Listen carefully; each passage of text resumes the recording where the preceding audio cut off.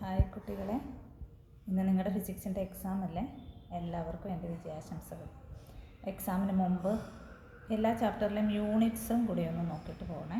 അപ്പോൾ അതെല്ലാം ഞാൻ ഒരുമിച്ചൊന്ന് തയ്യാറാക്കിയിട്ടുണ്ട്. ഇതുകൂടി നിങ്ങളൊന്ന് കാണുക. ചാർജിൻ്റെ യൂണിറ്റ് നിങ്ങൾക്കറിയാം, കൂളം. ഇലക്ട്രിക് ഇൻറ്റൻസിറ്റിക്ക് 2 യൂണിറ്റ് ഉണ്ട്, ന്യൂട്ടൺ പെർ കൂളം ഉണ്ട്, വോൾട്ട് പെർ മീറ്റർ ഉണ്ട്. ഇലക്ട്രിക് ഫ്ലക്സ് ഡെൻസിറ്റിയുടെ unit weber per metre square. Electric dipole moment coulomb metre.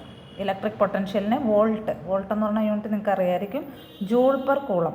അതുകൊണ്ട് കേട്ടോ, വർക്ക് ഡൺ ബൈ ചാർജ് എന്ന ഇലക്ട്രിക് പൊട്ടൻഷ്യൽ എന്ന് പറഞ്ഞാൽ വർക്ക് ഡൺ ബൈ ചാർജ് അല്ലേ, അതുകൊണ്ട് വർക്ക് ഡണിൻ്റെ യൂണിറ്റ് ജൂള്, ചാർജിൻ്റെ യൂണിറ്റ് കൂളം. അങ്ങനെ ഇലക്ട്രിക് പൊട്ടൻഷ്യലിൻ്റെ മറ്റൊരു യൂണിറ്റ് ജൂൾ പെർ കൂളമാണ്, അതും കൂടി ഓർക്കണം. വോൾട്ട് ഉണ്ട്, ജൂൾ പെർ കൂളം.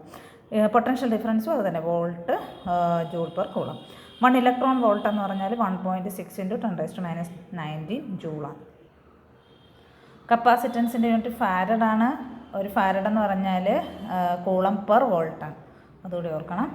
അപ്പം ഇതും കൂടി ഓർത്ത് വയ്ക്കുക, കൂളം പെർ വോൾട്ട്. ഫാരഡാണെന്ന് എല്ലാവർക്കും അറിയാം, കൂളം പെർ വോൾട്ടും കൂടി ഓർത്ത് വയ്ക്കുക. കറണ്ടിൻ്റെ യൂണിറ്റ് ആംപിയർ ആണ്. ആംപിയർ എന്ന് പറഞ്ഞാൽ കൂളം പെർ സെക്കൻഡാണ്, അത് ഓർത്ത് വയ്ക്കുക. ഇതൊക്കെ കൺഫ്യൂഷൻ ഉണ്ടാക്കുന്ന കാര്യങ്ങളാണ് കേട്ടോ, അപ്പോൾ അത് നോക്കുക. റെസിസ്റ്റൻസിൻ്റെ യൂണിറ്റ് ഓം ആണ്. കണ്ടക്റ്റൻസിൻ്റെ യൂണിറ്റ്, കണ്ടക്റ്റൻസ് എന്ന് പറഞ്ഞാൽ റെസിപ്രോക്കൽ ഓഫ് റെസിസ്റ്റൻസ് ആണ്, അതിൻ്റെ യൂണിറ്റ് അപ്പോൾ ഓം ഇൻവേഴ്സ്. ഓം ഇൻവേഴ്സിനെ നമുക്ക് ഓമിനെ തിരിച്ചെഴുതാം, മോ എന്നെഴുതാം, അല്ലെങ്കിൽ ഓം ഇൻവേഴ്സ് ഇങ്ങനെ സിമ്പിളായിട്ട് കാണിക്കുക, അല്ലെങ്കിൽ സീമെൻസ് എന്ന് പറയുന്നൊരു യൂണിറ്റ് ഉണ്ട്. ഇതെല്ലാം കണ്ടക്റ്റൻസിൻ്റെ യൂണിറ്റാണ്. Resistivity rho ohm metre. റെസിസ്റ്റിവിറ്റിയുടെ റെസിപ്രോക്കലാണ് കണ്ടക്ടിവിറ്റി, അപ്പം ohm inverse metre inverse. Ohm inverse എന്ന് പറഞ്ഞാൽ മോയാണ്, ഇപ്പോൾ മോ മീറ്റർ ഇൻവേഴ്സ് എന്ന് എഴുതാം.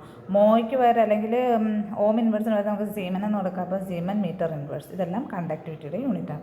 പവറിൻ്റെ യൂണിറ്റ് വാട്ട് നിങ്ങൾക്കറിയാം, വോൾട്ട് ആംപിയർ. വോൾട്ട് പെർ അല്ല, വോൾട്ട് ആംപിയർ എന്ന് പറയുന്ന യൂണിറ്റ് ഉണ്ട്, വോൾട്ട് ആംപിയർ, അതും പവറിൻ്റെ യൂണിറ്റാണ്. പിന്നെ ജൂൾ പെർ സെക്കൻഡ്, ഇതെല്ലാം പവറിൻ്റെ യൂണിറ്റ്സാണ്, ഓർത്ത് വയ്ക്കുക.